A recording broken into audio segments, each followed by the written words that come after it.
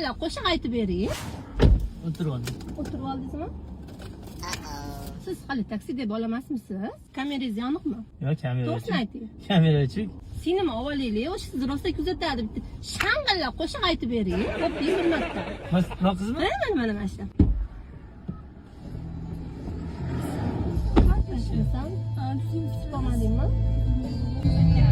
Bu akşam ölürüm, beni kimse tutamaz.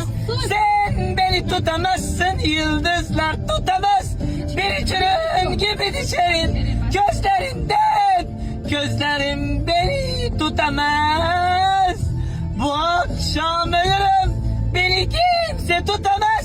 Sen beni tutamazsın, yıldızlar tutamaz. Bir çırağın gibi düşerim gözlerimden. Gözlerim beni tutamaz. Düşlerimde büyürüm, canı sular alırım. Düşlerimde büyürüm, canı sular alırım. Tamam, uçağımız gitti. O'zingiz aytdingiz, qo'shiq aytib bering. Bunchalik emasda. Boshqa mashinada ketdik.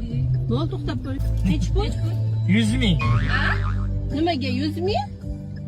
Oxirigacha borsanglar 15 ming, yarimida tushib ketsa 100 ming. Jim keting. Ketaverasizlar? Ketaveramiz.